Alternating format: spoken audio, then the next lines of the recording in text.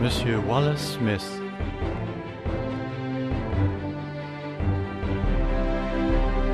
Poursuivre la sainteté. Bonjour à vous tous et bienvenue à cette fête de la Pentecôte, où que vous soyez.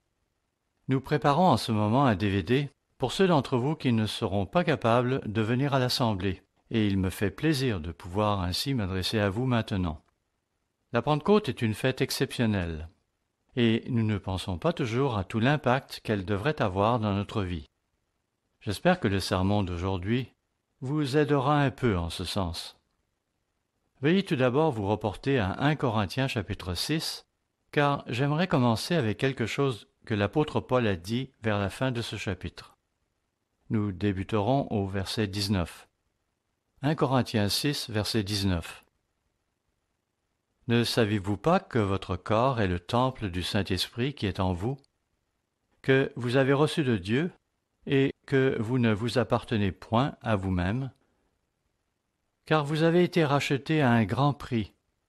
Glorifiez donc Dieu dans votre corps et dans votre esprit qui appartiennent à Dieu. Oui, nous avons été rachetés à un grand prix. Nous appartenons maintenant à Dieu. Nous sommes à lui, corps et âme. Quand Dieu prend possession de quelque chose, cela revêt un sens profond. Cela signifie que nous sommes mis à part, que nous sommes sanctifiés. Par la mort de Jésus-Christ, il a pris possession de nous, et il a placé son Saint-Esprit en nous, qui avons décidé de nous soumettre totalement à lui. Cela est symbolisé par les eaux du baptême, lorsque nous avons obtenu la rémission de nos péchés, et par l'imposition des mains, lorsque le Saint-Esprit de Dieu nous a été conféré. Nous sommes ainsi sanctifiés. Nous sommes mis à part, et la Pentecôte est le jour idéal pour y penser. Qu'est-ce que cela signifie, être saint, être sanctifié? Cela signifie être mis à part, être placé dans un espace exclusif à Dieu. Il ne s'agit pas nécessairement d'un espace physique, ici ou au ciel, mais plutôt d'un état de sainteté. Nous devons à présent nous consacrer à l'atteinte des buts qu'il nous fixe et des désirs qu'il entretient à notre égard. Il nous faut maintenant vivre selon le plan de Dieu, accomplir ce qu'il a en vue pour nous et en nous. Tout cela définit ce qu'est la sainteté. Il nous faut permettre à Dieu de prendre pleinement possession de nous et le laisser accomplir en nous tous les desseins qu'il aura projetés à notre égard. Le concept de sainteté est un concept central de la Bible, et elle en parle abondamment. Il doit donc être au cœur de notre cheminement chrétien. Nous ne pourrons pas en examiner toutes les facettes aujourd'hui, mais la Pentecôte est certainement le jour indiqué pour méditer sur ce thème. En guise d'entrée en matière, tournons-nous vers 2 Corinthiens chapitre 7 verset 1. 2 Corinthiens chapitre 7 verset 1. Ayant donc de telles promesses, en fait nous parlerons de ces promesses un peu plus tard, si nous en avons le temps, mais d'emblée, disons qu'il est ici question de devenir enfants de Dieu et de toutes ces promesses qui nous sont faites. Ayant donc de telles promesses, bien-aimés, purifions-nous de toute souillure de la chair et de l'esprit, en achevant notre sanctification dans la crainte de Dieu. Voilà la tâche qui nous est confiée présentement. Achever notre sanctification. Cela devrait nous tenir à cœur, car nous savons que Dieu est saint, et cet attribut qui lui est propre, à lui et à son Fils Jésus-Christ, nous devons l'émuler. Nous devons nous en rapprocher de plus en plus. Cela devrait nous motiver durant le reste de notre vie. Voilà de quoi je veux parler aujourd'hui, en ce jour de la Pentecôte.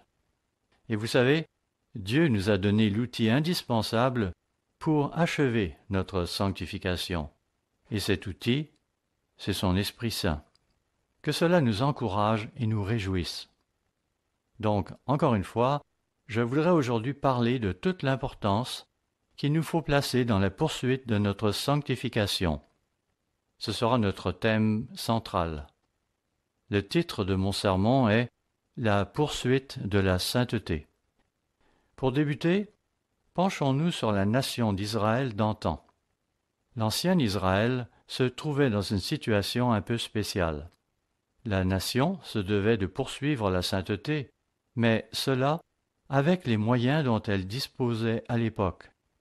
C'est que, contrairement à nous, le Saint-Esprit de Dieu n'avait pas été répandu sur elle. Il l'est sur nous à présent. Et c'est ce que le jour de la Pentecôte doit nous rappeler.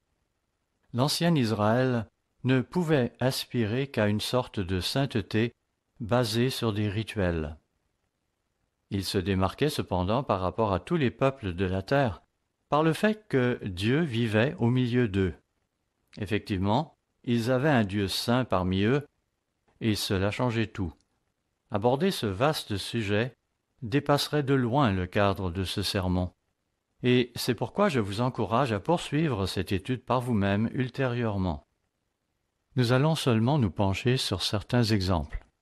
Pour ma part, lorsque je vois dans Lévitique tout ce qu'Israël devait faire, tous ces menus détails qu'il devait considérer, du fait de la présence d'un Dieu saint parmi eux, cela rappelle à mon souvenir de vagues détails que j'avais lus au début de mes études universitaires.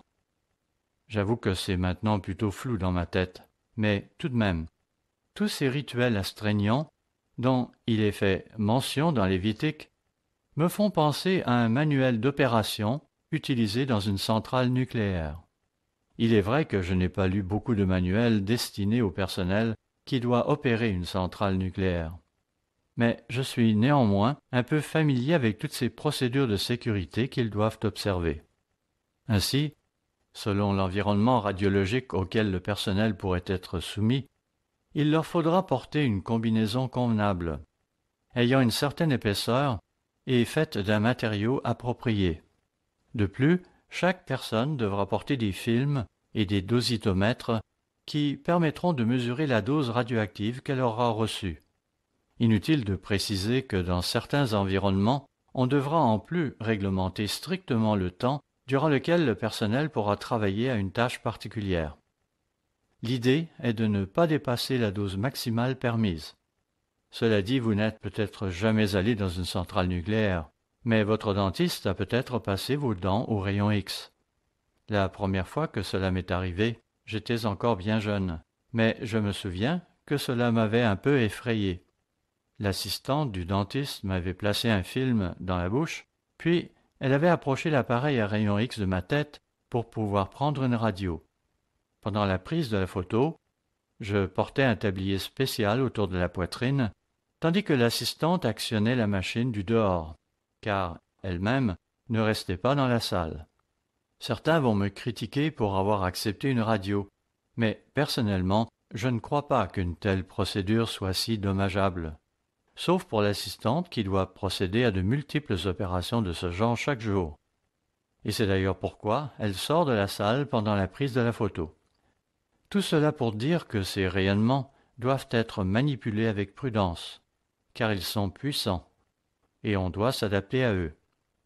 Cela étant dit, lorsqu'on lit dans Lévitique à propos de toutes ces directives imposées à ceux qui faisaient le service du temple, on ne peut s'empêcher de ressentir qu'on est là encore en présence d'une puissance impressionnante dont il faut tenir compte et à laquelle il faut s'adapter. La puissance du Dieu saint. Voyons quelques exemples. Notez les sacrifices d'Israël qui seront agréés par Dieu et ceux qui ne le seront pas. Lévitique chapitre 22 verset 17. Lévitique chapitre 22 verset 17.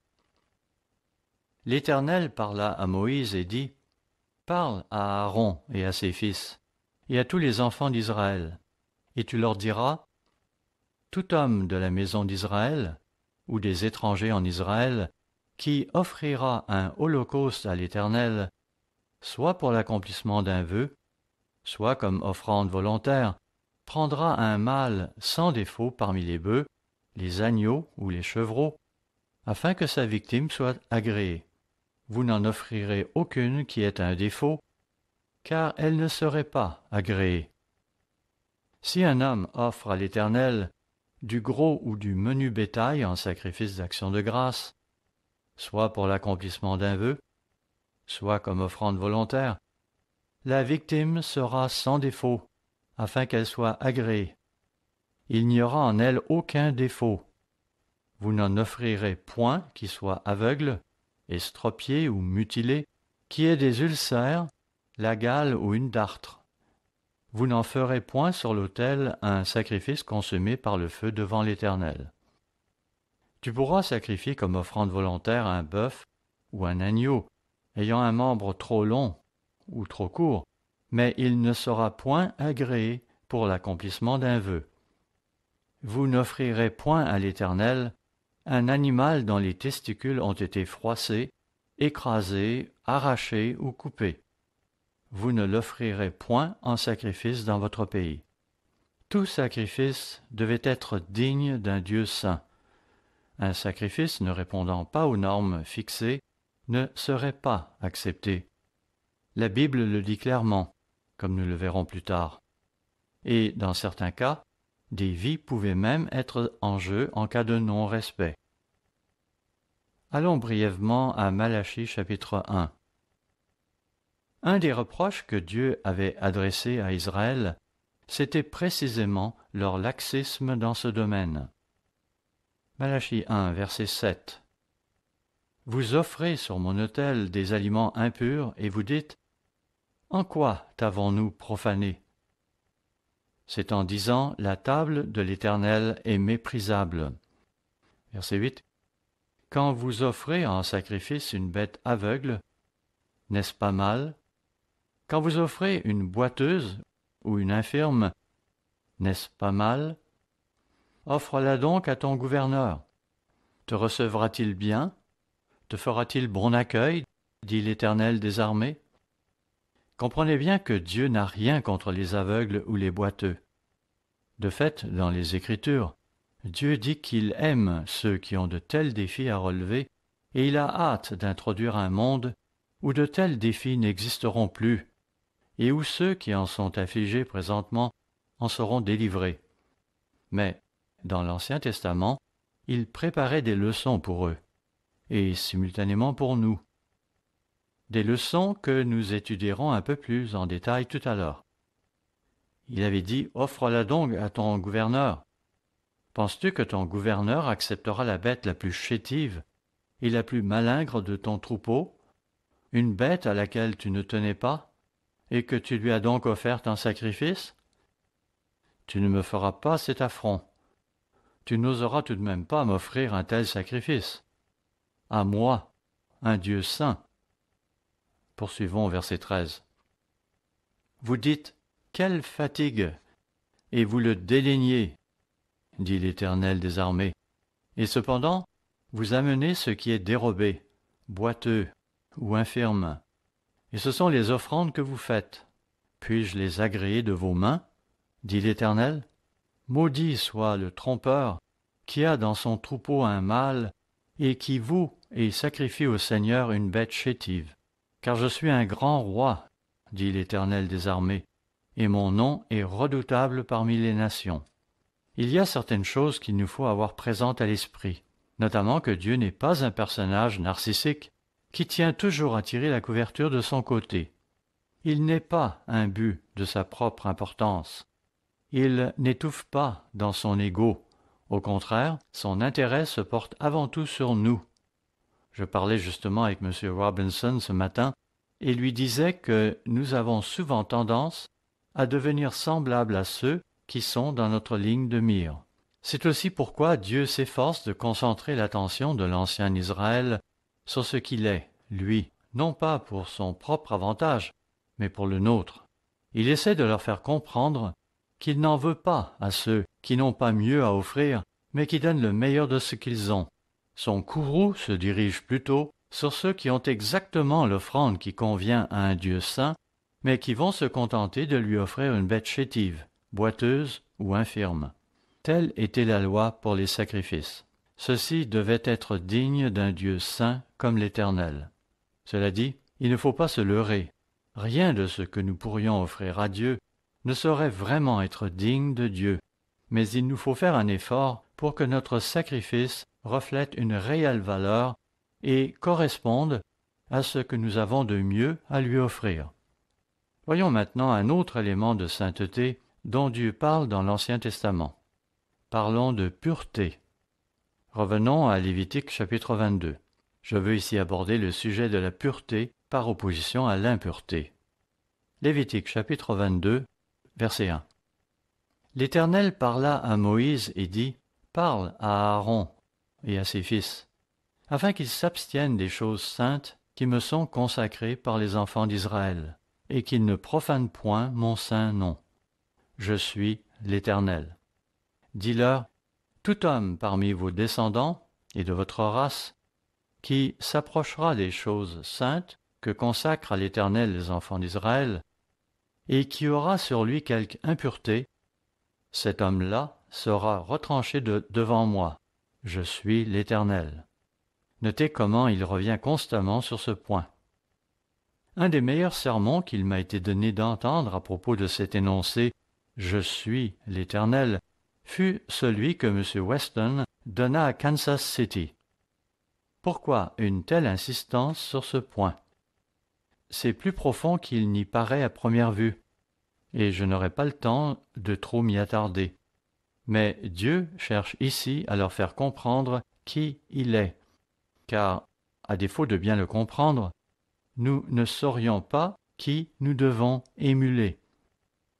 Voilà pourquoi il répète fréquemment « Je suis l'Éternel ».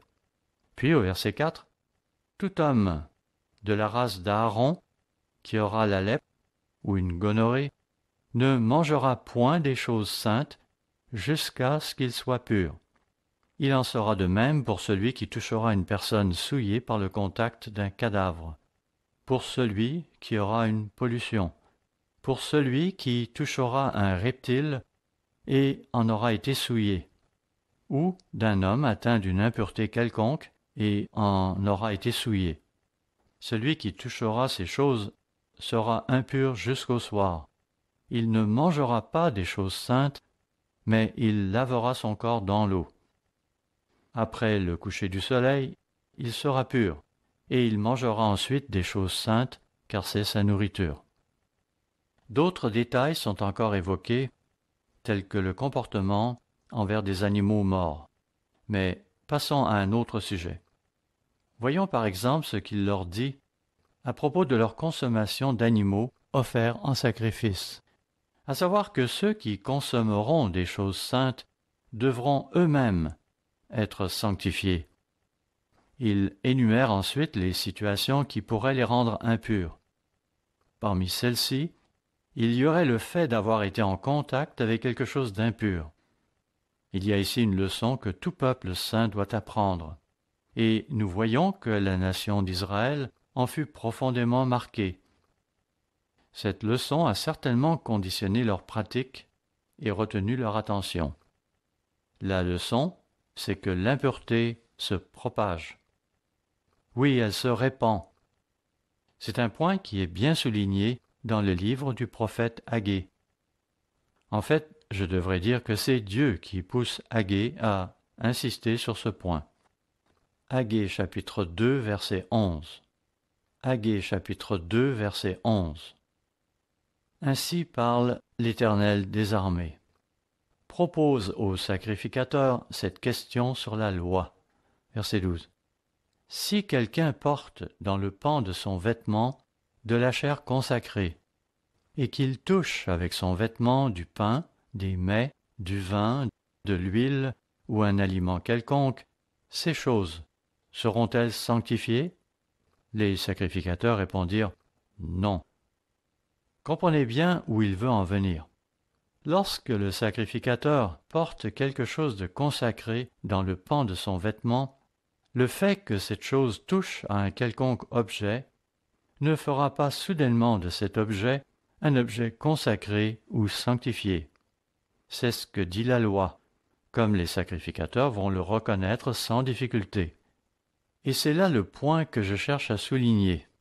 Et j'avoue que j'aime ce passage des Écritures. Mais voyons l'inverse. Verset 13. Et Agé dit, Si quelqu'un souillé par le contact d'un cadavre touche toutes ces choses, seront-elles souillées? Les sacrificateurs répondirent, elles seront souillées.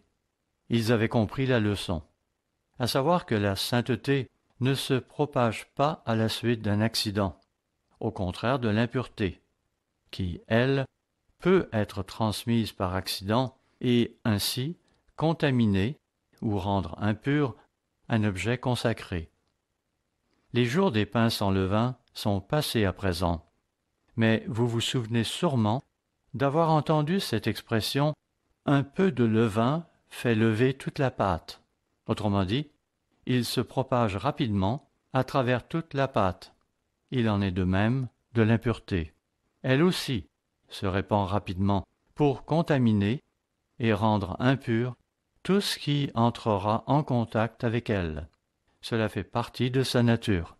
Ainsi, ce qui est saint ne transmet pas sa sainteté à ce qui ne l'est pas, mais, à l'inverse, ce qui est impur va répandre son impureté à ce qui est saint. Portons maintenant notre attention sur un autre aspect de la sainteté, tel que décrit dans l'Ancien Testament, et cela en rapport avec la nourriture. Rendons-nous pour cela dans Lévitique chapitre 11. Oh, je viens de manquer une bonne occasion de faire passer un test à nos jeunes. J'aurais dû leur demander où se trouve le chapitre de la Bible qui parle des animaux purs et impurs. Mais voilà, je l'ai déjà mentionné. Par contre, il y en a un autre où il en est également question. Alors laissons-leur le soin de le trouver. Voyons donc Lévitique chapitre 11, où nous trouvons une liste particulièrement détaillée d'animaux purs et impurs. Encore une fois, ce n'est pas le seul endroit où la Bible en parle, mais ici, c'est notre meilleure référence. Je ne vais pas lire tout le chapitre avec vous, mais notez comment il se termine au verset 44. Lévitique 11, verset 44. « Car je suis l'Éternel votre Dieu. Vous vous sanctifierez et vous serez saints, car je suis saint. Et vous ne vous rendrez point impurs par tous ces reptiles qui rampent sur la terre. » Ce n'était pas seulement une question de santé ou de simple obéissance à Dieu. C'était aussi parce que la nation d'Israël se trouvait à vivre en présence de ce Dieu saint et qu'il lui fallait, de ce fait, veiller à ne pas se souiller et à ne pas se rendre impur, ni physiquement, ni spirituellement, par le fait de convoiter ces choses, ni même cérémoniellement. C'est que, selon les lois cérémonielles prescrites dans l'Ancien Testament, tout cela pouvait couper leur contact avec Dieu. Dieu avait dit « Vous serez saints, car je suis saint. Consacrez-vous à mon service et veillez à ce que rien, pas même votre nourriture, n'en vienne à vous rendre impurs. » Il y a tant d'exemples que nous pourrions considérer, mais le temps nous manque pour nous pencher sur eux tous. Par exemple, il y a aussi la dîme qui est sainte, cette dîme que nous consacrons à l'Éternel qui la requiert de nous. Oui, elle aussi est sainte. Son usage n'est pas pour nous. Vérifiez-le dans Lévitique 27. Ne vous contentez pas de le croire parce que je vous le dis. Et puis, il y a le sabbat, qui doit être considéré comme une période de temps sainte consacrée à Dieu. Il en est question notamment dans Exode chapitre 20. Oui, le sabbat est cette période de temps que nous devons mettre à part. C'est le 7e jour de la semaine. Il ne nous appartient pas de décider ce que nous ferons de ce jour. Il faut plutôt se demander ce que Dieu veut que nous fassions de ce jour, un jour qui est saint à ses yeux, un jour qui doit lui être entièrement consacré. La Bible parle du châtiment que Dieu infligea à ceux qui l'avaient traité avec désinvolture, à ceux qui le considéraient comme n'étant, après tout, qu'un jour comme les 6 autres jours de la semaine. Non, le sabbat doit être traité comme un jour saint, car Dieu le considère en tant que tel. Il nous faut donc le consacrer à l'Éternel et nous abstenir de tout ce qui pourrait le polluer. À ceux qui voudraient savoir si, à nos yeux, les autres jours de la semaine ne sont pas saints, eux aussi, je réponds que, dans une certaine mesure, ils le sont effectivement. Nous y reviendrons un peu plus tard, mais d'ores et déjà, disons que pour nous, tous les jours sont saints, en ce sens que nous nous efforçons de ne pas pécher en aucun d'eux. Il n'empêche qu'il y a un jour choisi par Dieu, le 7e jour de la semaine, et, de ce fait, ce jour revêt donc un caractère que les autres n'ont pas. Si nous refusons de lui accorder ce statut, il y aura des conséquences pour notre vie. C'est Dieu qui sanctifie ce jour, et cela pour notre bien. N'oublions pas les conséquences tragiques qui en résultèrent pour les Israélites d'antan lorsqu'ils refusèrent de sanctifier le sabbat. Combien payèrent de leur vie leur rébellion? Le fait est que Dieu est saint. L'Ancien Testament en rend témoignage. Dieu se distingue par son caractère sacré. Il est au-dessus de tout, il est saint, il est à part.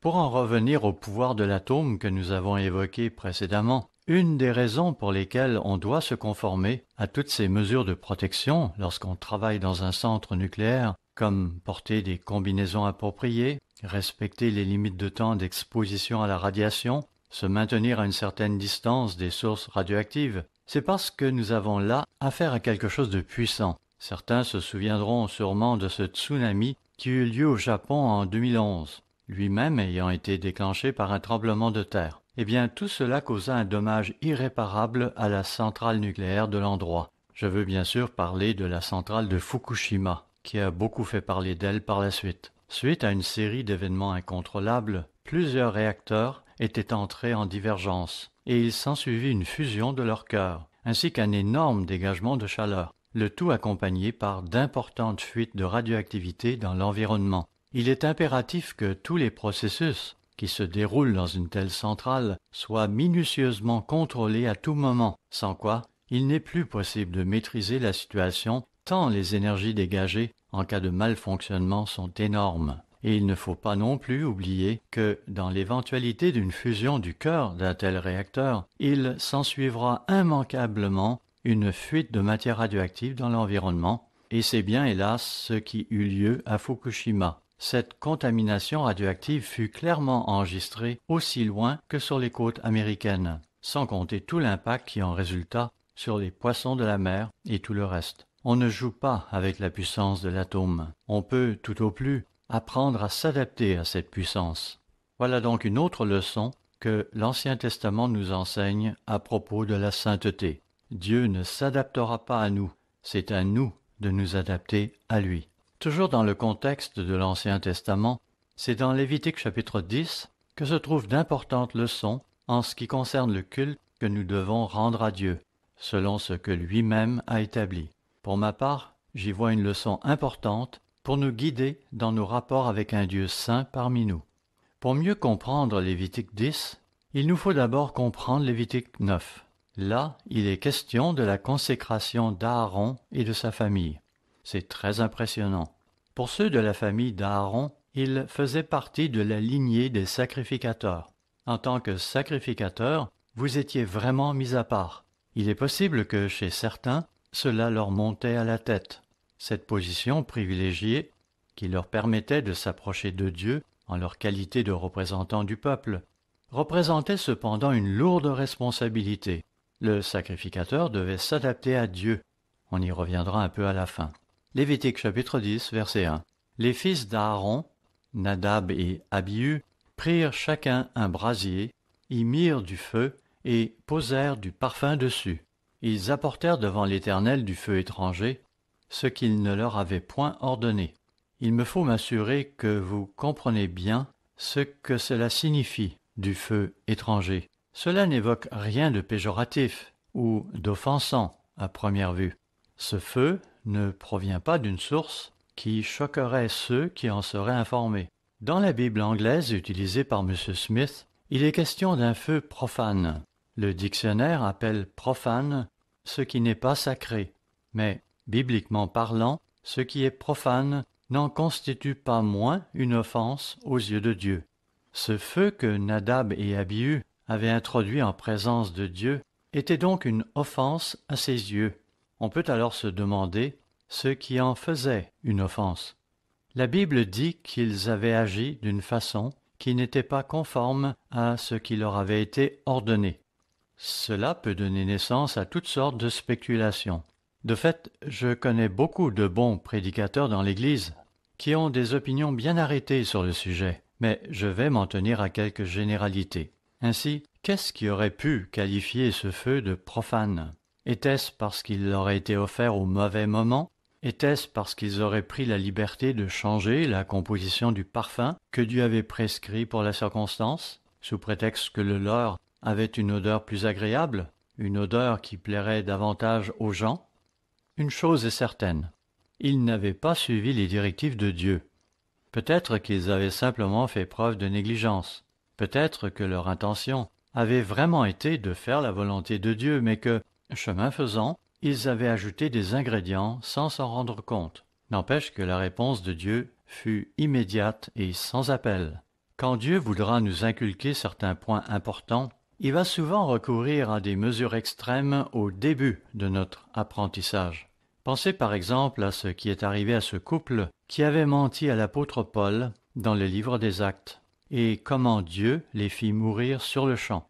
Vous savez, si chaque fois qu'un individu mentirait à un dirigeant de l'Église, Dieu le faisait mourir sur le champ, nous ne serions plus qu'un bien petit nombre sur la terre. Dieu a coutume d'intervenir de façon magistrale au début d'un processus, et c'est ainsi qu'il a procédé au moment de l'investiture de la famille d'Aaron dans son ministère, lorsqu'il a agi d'une manière aussi dramatique. Notez ce qui arriva. Lévitique 10, verset 2. Alors le feu sortit de devant l'Éternel et les consuma. Ils moururent devant l'Éternel. L'effet fut instantané, foudroyant. Ils s'apprêtaient à introduire du feu profane, et voilà que Dieu les frappe d'un feu miraculeux qui les consume sur le champ. Et pourquoi? Verset 3. Moïse dit à Aaron, « C'est ce que l'Éternel a déclaré lorsqu'il a dit, « Je serai sanctifié par ceux qui s'approcheront de moi, et je serai glorifié en présence de tout le peuple. » Aaron garda le silence. On n'a pas à se perdre en conjectures à propos de ce qui avait été leur erreur. Le fait est qu'ils n'avaient pas sanctifié Dieu en présence du peuple. C'est pourquoi Aaron se tut, n'ayant rien à redire. Car il était conscient du fait que tous ceux qui s'approchent de Dieu doivent absolument le sanctifier.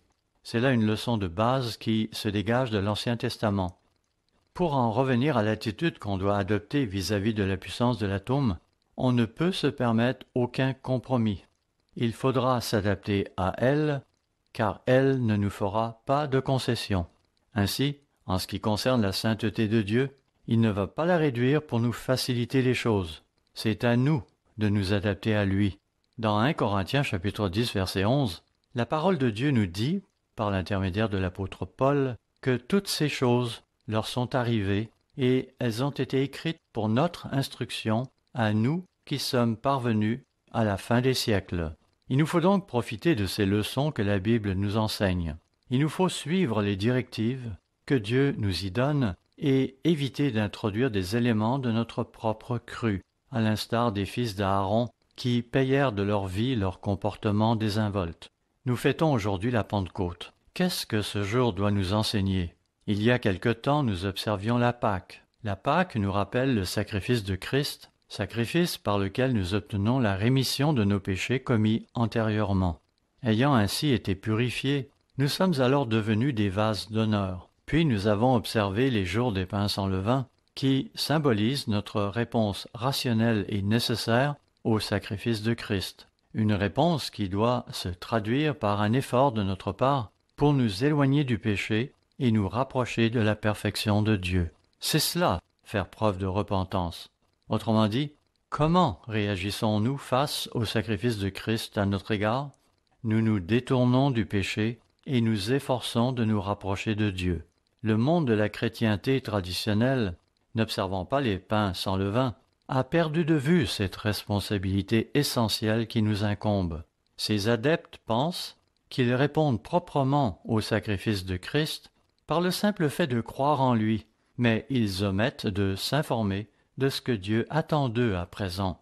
Nous qui connaissons la volonté de Dieu en la matière, ne serions pas bien équipés pour passer à l'action si nous ne disposions pas de cette aide spéciale qui nous vient du Saint-Esprit. En effet, sans lui, il nous serait impossible de changer notre ancienne façon de vivre. Rien de nouveau sous le soleil. Hébreux 13, verset 8 dit que Jésus-Christ est le même hier, aujourd'hui et éternellement. Il attendait de ceux qui étaient de son peuple jadis qu'ils soient saints. et c'est aussi ce qu'il attend de nous, qui sommes parvenus à la fin de l'âge. Il nous faut bien le comprendre. Tournons-nous à présent vers Matthieu, le chapitre 5. Comment débutons-nous dans notre vie nouvelle? Je me souviens de ce qui arriva lorsque je fus baptisé. Oui, l'esprit est voulant, mais la chair est faible, n'est-ce pas? Je m'étais repenti, je voulais me tourner vers Dieu et changer mes voies, mais j'étais encore un être bien charnel. Je suppose que c'est là ce qu'ont ressenti nombre d'entre vous. Pour ma part, je suis conscient du fait qu'il me faut continuer à croître et que je suis loin d'être parfait. Je crois que j'ai progressé dans la bonne voie depuis plus de 20 ans que je m'efforce de le faire. Mais ce n'est pas à moi de m'enorgueillir de ces progrès accomplis. Tout le crédit en revient à Jésus-Christ, qui vit en moi par le Saint-Esprit, et je lui demande de m'aider à travailler sur ce qu'il reste à accomplir. Voilà où nous en sommes aujourd'hui, en ce jour de la Pentecôte. Maintenant, si nous projetons les regards vers le futur, nous apercevons la fête des trompettes, laquelle symbolise l'époque où tout ce travail sera amené à la perfection. Pour lors, nous sommes dans une phase de transition. Nous continuons d'apprendre à nous perfectionner. Le message de Christ à notre égard ne change pas. Matthieu 5, verset 48, « Soyez donc parfaits comme votre Père céleste est parfait. » Trouvez-vous cela intimidant, le fait de devoir être parfait comme l'est notre Père dans les cieux? Selon moi, cela devrait l'être, effectivement. Le mieux qu'on puisse dire, c'est que l'Éternel ne change pas d'approche. Qu'avait-il dit à Abraham? Si on se rend au livre de la Genèse, on le voit qu'il lui dit « Marche devant ma face et sois intègre ». On voit donc que Dieu ne nous demande rien de plus que ce qu'il avait jadis demandé au père des croyants, Abraham. Cela dit, nous avons fort heureusement accès au pardon de nos péchés grâce au sacrifice rédemptionnel de Jésus-Christ. Ainsi, lorsque nous trébuchons et que nous nous repentons, le sacrifice de Christ nous accorde le pardon de Dieu. Comprenez bien que même si nous nous relevons alors et que nous nous remettons à marcher, nous ne serons pas exempts de rechutes de temps à autre. Évidemment, il y en a qui se plaisent à répandre des mensonges à ce sujet, disant « La raison pour laquelle Christ nous enjoint d'être parfaits, c'est parce qu'il veut nous convaincre que nous ne pouvons être parfaits. Alors, pourquoi même essayer ?» Frères et sœurs, cela est un mensonge qui émane de Satan. Matthieu 5, verset 48, se trouve à la fin d'un chapitre où il n'est question que de choses positives à accomplir. On n'y parle pas de choses négatives. On n'y parle pas de licence pour commettre le péché. Un chrétien digne de ce nom peut-il en toute sincérité nier que Matthieu 5, verset 48, est un verset d'action, un verset qui nous lance le défi de passer à l'action et de faire de bons choix. Ceux qui veulent que nous baissions les bras sont influencés par Satan et séduits par le mensonge qu'il répand. Lorsque ce verset nous commande d'être parfaits, cela veut dire qu'il nous faut nous efforcer de devenir parfaits, et cela fait partie du message de la Pentecôte.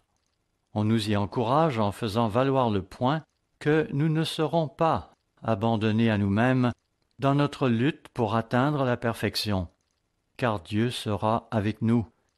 Il sera en fait en nous. Et vous savez, les exemples contenus dans l'Ancien Testament nous sont utiles, car ils nous enseignent des leçons à nous qui vivons en ces temps de la fin. Souvenez-vous de ces sacrifices qu'on devait offrir à Dieu à l'époque de l'Ancien Testament. Souvenez-vous qu'on ne devait pas lui offrir ce qui était chétif, boiteux ou aveugle. Eh bien, si nous nous tournons vers Romains, chapitre 12, que lisons-nous au verset 1? Romains, chapitre 12 et le verset 1. « Je vous exhorte donc, frères, par les compassions de Dieu, à offrir vos corps comme un sacrifice vivant, saint, agréable à Dieu, ce qui sera de votre part un culte raisonnable. » Ces paroles nous viennent de l'apôtre Paul. Paul nous y rapporte des paroles issues en droite ligne du Lévitique, un livre qu'il connaissait probablement par cœur. Ce qu'il nous dit en essence, c'est qu'il nous faut en quelque sorte offrir notre vie à Dieu, comme si nous étions un de ces sacrifices qui étaient jadis offerts sur l'autel et dont on attendait qu'ils soient agréables à Dieu. Et Paul savait ce qui était attendu de tels sacrifices, à savoir qu'ils devaient être sans défaut, c'est-à-dire sans déformation, sans tache, sans altération et sans maladie. Quand il parle de nous, il faut comprendre qu'il veut alors parler de notre condition spirituelle et non de notre condition physique. Après tout le monde sait que l'apôtre Paul était lui-même affligé de quelques problèmes d'ordre physique. Non, en ce qui nous concerne, il veut parler de notre attitude, de notre effort pour extirper le péché de notre vie. Quelle est notre performance dans ce domaine? Notre effort paraît-il louable aux yeux de Dieu? N'oublions pas que Dieu est saint et parfait et que nous devons émuler notre Créateur.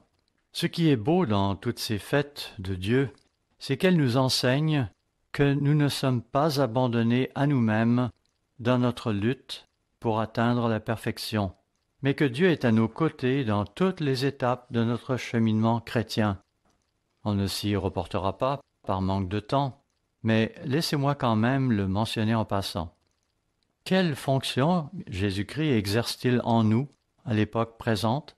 Que fait-il actuellement pour l'ensemble de l'Église, sa fiancée, qu'il a l'intention d'épouser lorsqu'il reviendra?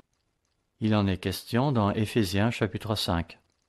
Eh bien, il fait tout pour qu'elle puisse alors se présenter devant lui en tant que cette Église glorieuse, sans tache, ni ride, ni rien de semblable, mais sainte et irréprochable. Vous pourrez le lire dans Éphésiens 5, verset 27, et je vous encourage même à lire l'ensemble de ce chapitre. Nous avons donc accès à la grâce de Dieu par le sacrifice que notre futur époux a consenti à notre égard. Mais en plus de cela, nous l'avons qui agit présentement en chacun de nous. Nous l'avons qui pétrit l'argile que nous sommes, travaillant dans notre esprit et dans nos cœurs. Il ne suffit donc pas que nous acceptions tout simplement sa grâce. Encore nous faut-il accepter de le laisser accomplir en nous ces transformations qui feront que sa fiancée devienne, en fin de compte, cette épouse sans tache, ni ride, ni rien de semblable. Voyons à présent ces leçons qui définissent ce qui est impur. Quel doit être notre comportement vis-à-vis de ce qui est impur? Et comment pouvons-nous rester à l'écart de l'impureté? Tournons-nous pour cela vers 2 Corinthiens chapitre 6, où nous débuterons au verset 14. L'apôtre Paul y dit, 2 Corinthiens chapitre 6, verset 14, « Ne vous mettez pas avec les infidèles sous un joug étranger, car quel rapport y a-t-il entre la justice et l'iniquité? Ou qu'y a-t-il de commun entre la lumière et les ténèbres? » Verset 15. « Quel accord y a-t-il entre Christ et Bélial? Ou quelle part a le fidèle avec l'infidèle? Quel rapport y a-t-il entre le temple de Dieu et les idoles? Car nous sommes le temple du Dieu vivant. Comme Dieu l'a dit, « J'habiterai et je marcherai au milieu d'eux, je serai leur Dieu et ils seront mon peuple. » Il fait ici allusion à ces circonstances dans lesquelles vivait Israël, circonstances qui affectaient tous les aspects de leur vie, ce qu'ils touchaient ou ne touchaient pas, ce qu'ils mangeaient ou ne mangeaient pas. De fait, je n'avais pas prévu de parler de cela, car c'est un peu gênant, mais si vous lisez le Deutéronome, on y parle même de ce qu'ils devaient faire pour disposer de leurs excréments. C'est que, voyez-vous, ils ne devaient jamais perdre de vue que Dieu était parmi eux dans le camp. Or, Dieu étant saint, ils devaient respecter certaines règles de conduite. Ils ne pouvaient donc pas faire n'importe quoi, n'importe où. Du fait de sa présence au milieu d'eux, des règles précises géraient donc tous les aspects de leur vie. Par analogie, cette leçon s'applique aussi à nous. Dieu nous dit alors, « Comme je veux habiter au milieu de vous, il vous faut donc être un peuple saint. » Verset 17, 2 Corinthiens 6, verset 17, « C'est pourquoi, sortez du milieu d'eux et séparez-vous, dit le Seigneur. Ne touchez pas à ce qui est impur, et je vous accueillerai. Je serai pour vous un père, et vous serez pour moi des fils et des filles, dit le Seigneur Tout-Puissant. » Voyez-vous, si nous tenons réellement à ce qu'il nous considère en tant que ses fils et ses filles, nous qui vivons dans ce monde, il nous faudra attacher de l'importance à tous ces détails. Il nous dit en essence, « Si vous tenez à moi, purifiez vos voies, purifiez vos vies, Soyez purs à mes yeux. Prenez tout cela au sérieux. Il est intéressant de noter que Pierre parle de nous en tant que pierre vivante. Or, le verset 16 que nous venons de lire mentionnait justement que nous sommes le temple du Dieu vivant. Voici un autre point qu'il nous faut considérer, à savoir que Dieu est saint et que nous sommes son temple. Lorsqu'on parcourt l'Ancien Testament et qu'on remarque tout ce que Dieu a fait pour purifier le temple, pour qu'il puisse être qualifié de saint, qu'est-ce que cela doit nous enseigner à nous qui devrions nous considérer comme constituant ce temple? Acceptons-nous l'idée que nous faisons partie du temple de Dieu? Lorsque vous lisez ce qui est dit à propos des étapes qui conduisirent jadis à son édification matérielle, c'est tout simplement remarquable. Je ne prendrai pas le temps d'en parler en détail, mais sachez que chacune des pierres extraites de la carrière avait été façonnée et polie sur place, avec une telle précision que lorsque ces pierres arrivèrent à l'endroit où le temple allait être édifié, elles s'imbriquaient parfaitement l'une dans l'autre. On n'y entendait donc aucun martèlement, aucun bruit de scie. Si nous nous tournons à présent vers 1 Corinthiens chapitre 3 verset 16, que lisons-nous? 1 Corinthiens 3 verset 16. Ne savez-vous pas que vous êtes le temple de Dieu et que l'Esprit de Dieu habite en vous? Si quelqu'un détruit le temple de Dieu, Dieu le détruira, car le temple de Dieu est saint et c'est ce que vous êtes. Ici, il parle de nous comme étant le temple de Dieu et, simultanément, de notre devoir d'éviter de nous rendre impurs. Quelle leçon avons-nous apprise précédemment? La leçon que l'impureté se répand. En tant que peuple saint, si nous entrons en contact avec quelque chose d'impur, que va-t-il se passer? Je ne parle pas ici du fait de toucher un sandwich au jambon, mais de ces choses qui pourraient nous polluer spirituellement. Je veux parler des films que nous allons visionner ou de la musique que nous allons écouter. Je veux parler des propos indécents qui pourraient sortir de notre bouche, des sites Internet que nous visiterions ou des gens avec lesquels nous allons nous associer. Les leçons que l'Ancien Testament nous enseigne à ce sujet sont claires. Comment allons-nous nous comporter, nous qui sommes des pierres vivantes dans le temple de Dieu? Allons-nous être une belle pierre blanche immaculée ou, au contraire, allons-nous montrer des traces de champignons et de moisissures? Parce que, nous le savons, l'impureté, ça se répand. Un beau jour, c'était au début de ma conversion, et je devais avoir 19 ou 20 ans, je me trouvais à la maison car les vacances estivales venaient de commencer. Je ne voudrais pas dénigrer ma famille. Je les aime bien, même si aucun d'eux n'est dans l'église. Mais ce jour-là, ils regardaient un spectacle à la télévision qui était, disons, un peu frivole, peut-être même un peu osé. Je me souviens que nous regardions alors une sorte de comédie, et comme eux, j'étais pâmé de rire. Ce que ce comédien disait avait un tel effet sur moi que je ne pouvais m'empêcher de rire aux éclats. Sincèrement, je trouvais ça drôle. Toujours est-il qu'à un moment donné, je me ressaisis et me mis à penser que je m'étais laissé entraîner par une situation qui ne convenait pas vraiment à quelqu'un qui voulait passer pour un saint, un membre potentiel de la famille de Dieu. L'impureté s'était infiltrée en moi et je dus reconnaître à quel point j'étais encore vulnérable. C'est que, voyez-vous, lorsqu'on prend le chemin de la repentance, il ne faut pas s'imaginer que d'un coup de baguette magique, toutes nos mauvaises habitudes d'antan vont nous abandonner du jour au lendemain. Loin de là.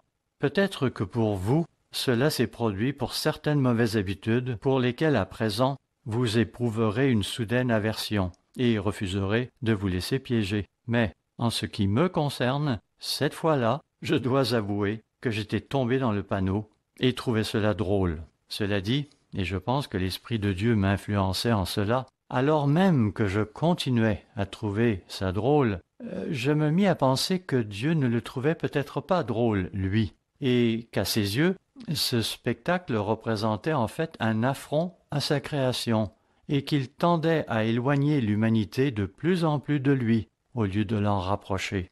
Vous savez, il ne faut pas croire que Dieu ne peut apprécier des manifestations d'humour. Si vous lisez certains versets, ils peuvent vous paraître bien drôles, mais ce ne sera pas le genre d'humour qui est si commun dans le monde, un humour à double sens et venant d'un esprit impur. Même si je n'avais alors que 19 ou 20 ans, je devins conscient qu'il me fallait me soustraire à cette mauvaise influence si je voulais être cette pierre vivante dans le saint temple de Dieu. Je n'ai pas eu pour cela à m'enfuir de la maison, car j'avais un endroit où je pouvais me retirer. Au besoin, j'aurais toujours pu sortir pour aller manger une bouchée dans un restaurant proche de chez nous.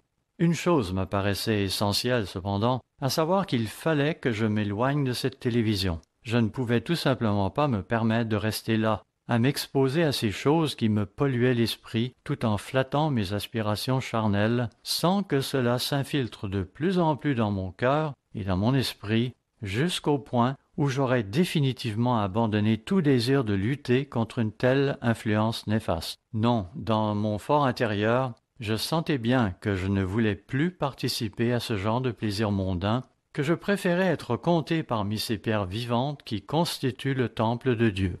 Oh, cette lutte interne ne fut pas aisée, mais je savais qu'il fallait l'emporter, que j'avais en fait été appelé pour l'emporter. Encore une fois, j'avoue que ce ne fut pas aisé, j'ai dû persévérer, car ces choses m'attiraient. Mais avec le temps, l'Esprit de Dieu aidant, Jésus-Christ en moi me soutenant, je finis par l'emporter. Évidemment, la vie allait me soumettre à quantité d'autres situations qui me forceraient à mener une lutte du même genre. Mais je me souviens particulièrement de celle-ci parce qu'elle marqua un tournant dans ma vie. Il nous faut donc nous distancer de ces choses qui nous rendraient impurs. Retenez donc que nous sommes supposés être le saint temple de Dieu. Avec cette idée en tête, revenons en arrière. À l'époque où l'on achevait la construction du temple physique de Salomon, il en est question dans 2 Chroniques, le chapitre 7. Salomon venait d'achever la dédicace du temple. Que faut-il entendre par achever la dédicace? Cela signifie qu'à partir de ce moment-là, le temple était sanctifié et remis à Dieu en tant que sa propriété exclusive, pour qu'il soit entièrement à son service. Et on voit ici Dieu qui prend possession du temple et qui le sanctifie. 2 Chroniques, chapitre 7, verset 1. Lorsque Salomon eut achevé de prier, le feu descendit du ciel et consuma l'holocauste et les sacrifices, et la gloire de l'Éternel remplit la maison. Notez que les sacrificateurs n'eurent pas à brûler l'holocauste et les sacrifices. En prenant possession du temple, Dieu considéra ce lieu comme étant saint. Verset 2. Les sacrificateurs ne pouvaient entrer dans la maison de l'Éternel, car la gloire de l'Éternel remplissait la maison de l'Éternel. Vous avez donc ce temple qui est rempli de la gloire de Dieu, à tel point que les sacrificateurs ne purent y entrer. La présence de Dieu le remplissait intégralement. Cela me fait penser à ceci. Si je suis moi-même le temple du Dieu vivant, si j'en fais partie, y aurait-il alors un petit endroit secret de ce temple que je pourrais considérer comme étant à moi? Pourrais-je me réserver cet endroit pour y placer ces petites impuretés auxquelles je tiens absolument? Ou encore, sans aller jusque-là, pourrais-je y mettre certains aspects de ma vie que je tiens à me réserver, sans me soucier de ce que Dieu pourrait en penser? Non, cela ne serait pas acceptable aux yeux de Dieu. C'est que, si nous tenons à être le temple de Dieu, alors Dieu doit pouvoir s'établir jusque dans les moindres recoins de notre vie. Si nous recherchons la sainteté, il ne saurait être question de laisser subsister la moindre parcelle d'impureté dans notre vie. Il nous faut amener toute pensée captive à l'obéissance de Christ, le laisser envahir notre vie totalement, en prendre possession en quelque sorte. Il nous faut nous pénétrer de lui, de sa loi, de tout ce qui le concerne, de l'exemple qu'il nous a laissé, de ses enseignements et de sa façon de vivre. Comme nous avons encore cet exemple du temple sous les yeux, allons voir Colossiens chapitre 3 et le verset 17. Colossiens chapitre 3 et le verset 17. Et quoi que vous fassiez, en parole ou en œuvre, faites tout au nom du Seigneur Jésus, en rendant par lui des actions de grâce à Dieu le Père. C'est profond ce que Paul dit là. Cela mérite qu'on y réfléchisse. Quoi que vous fassiez en parole ou en œuvre. Cela nous amène à penser et à analyser chacun de nos gestes, chacune de nos actions, chacune des paroles qui vont sortir de notre bouche, pour mieux se faire comprendre Il nous donne ensuite des exemples concrets. Ainsi, il va s'adresser aux femmes, aux maris, aux enfants, aux parents et même aux serviteurs, montrant à chacun ce que cela implique d'être saint, qu'il faut alors s'efforcer de dédier notre vie à Dieu, tout en accomplissant sa volonté à notre égard, en suivant les instructions qu'il donne à chacun de nous. Puis, au verset 23, il termine en nous faisant cette recommandation générale qui résume le fond de sa pensée. Colossiens 3, verset 23. Tout ce que vous faites, faites-le de bon cœur, comme pour le Seigneur, et non pour des hommes. À nouveau, y a-t-il des domaines de notre vie que nous voulons soustraire à Dieu? Qu'en est-il par exemple de nos activités au travail? Nous connaissons la différence entre ce qui est bien et ce qui ne l'est pas. Mais serons-nous parfois portés à faire des compromis sous prétexte que cela est pratique courante dans le monde des affaires? C'est une décision administrative ou une affaire légale, dira-t-on pour se justifier. Comprenez bien que toute chose que vous ferez, petite ou grande, devra dorénavant être considérée en gardant à l'esprit que vous représentez le temple de Dieu, et en tant que tel, toute votre vie devra être dédiée à Dieu et refléter sa sainteté. Cela affectera donc tous les choix que nous ferons, ce que nous consommerons, qui nous marierons, à quelles occupations nous nous livrerons et celles que nous éviterons. Rechercher la sainteté comprend tant de choses. De même que l'Israël d'antan se voyait prescrire toutes sortes de règles cérémonielles dans ses relations avec Dieu, de même nos rapports avec lui doivent aussi répondre à des critères bien définis. Tournons-nous maintenant vers 2 Corinthiens, le chapitre 10, et posons-nous la question: à quel point nos vies sont-elles dédiées à Dieu? À quel point poursuivons-nous la sainteté et nous efforçons-nous d'être le genre d'individu en qui Dieu pourrait établir sa demeure? C'est un réel défi, vous savez, le fait d'abriter en nous un Dieu saint comme l'Éternel. C'est pourquoi je prends au sérieux cette injonction qui nous est faite au sujet de toutes nos paroles et de toutes nos actions. Voyons donc ce que Paul nous dit dans 2 Corinthiens chapitre 10, les versets 4 et 5.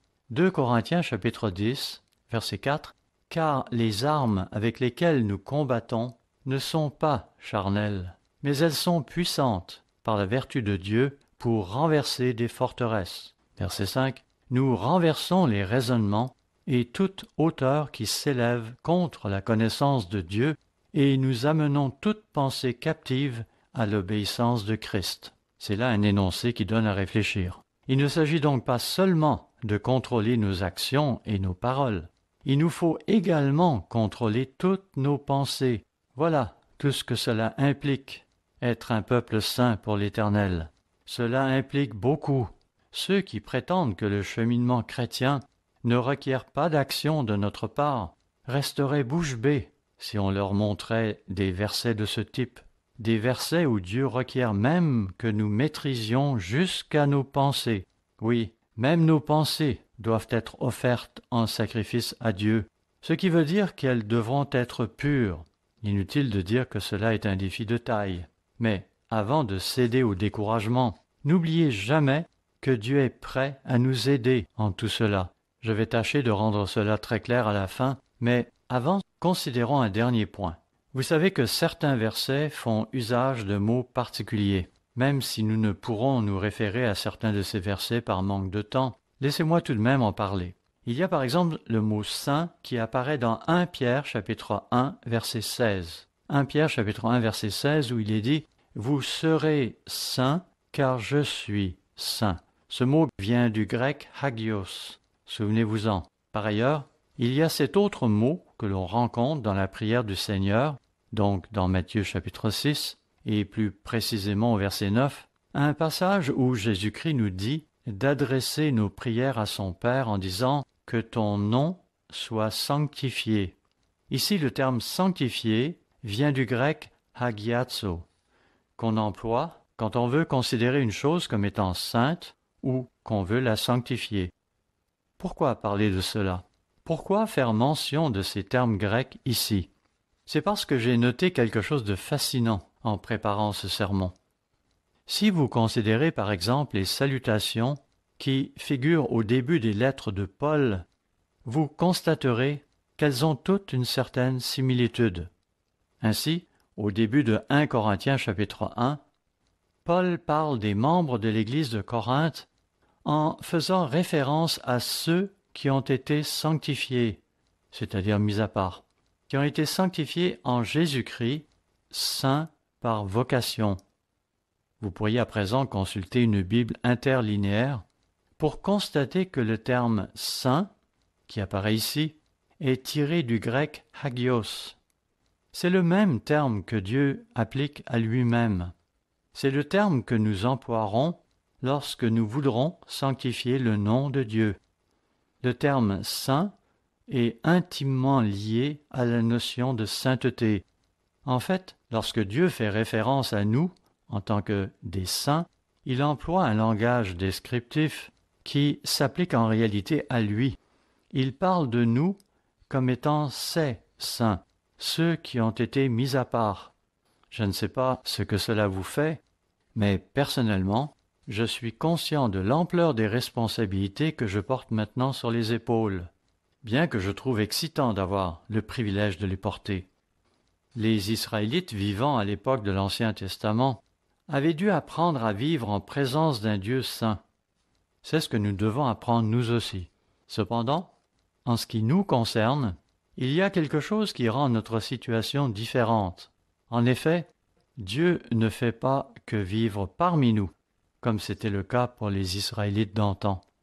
Si vous pensez à la Pâque, cette Pâque que nous observions il y a quelques semaines, cela doit vous rappeler que Christ a sacrifié sa vie pour nous. Nous étions chargés de nos péchés et de nos impuretés. Nous étions séparés de Dieu.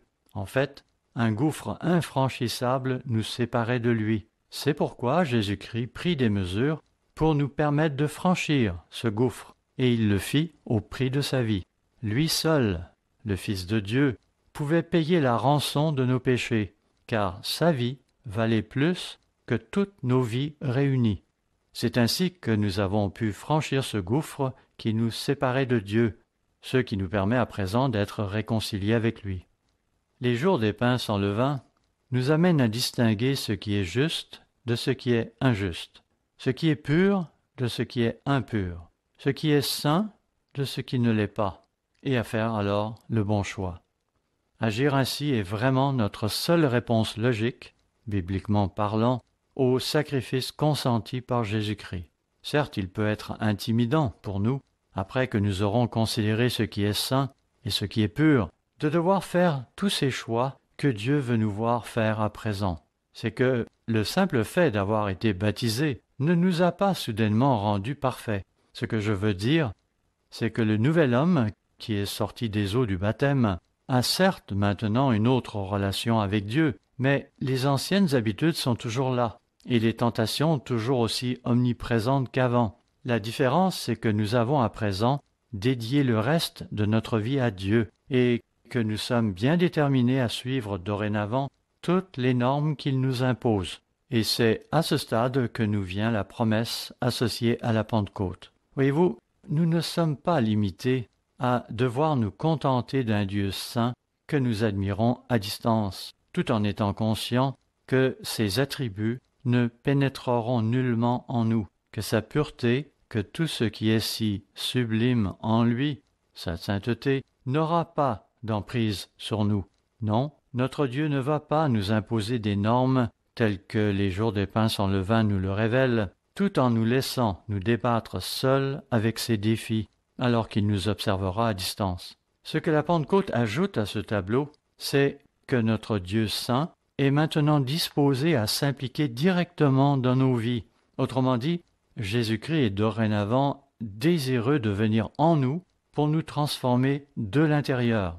Nous n'avons donc plus à faire le parcours seuls, car il le fera avec nous, main dans la main, et en nous encourageant à toutes les étapes. Oui, alors que nous nous efforcerons de poursuivre la sainteté et que nous y consacrerons tous nos efforts afin de nous élever de plus en plus vers ce niveau de pureté de bonté et de justice qui caractérise notre Dieu, nous aurons quelqu'un qui sera en permanence à nos côtés pour nous apporter son support, notre grand frère Jésus-Christ. En ce jour de la Pentecôte, le thème le plus important sur lequel nous devrions méditer, c'est celui de la sainteté. Cela pourrait conduire à des frustrations, à moins que nous ne nous souvenions de cette vérité fondamentale que ce jour doit évoquer. Oui, nous devons poursuivre la sainteté, mais nous disposons pour cela de l'aide la plus efficace qui puisse se concevoir. Pas simplement une assistance à distance et périodique, mais une force qui vit et agit en nous,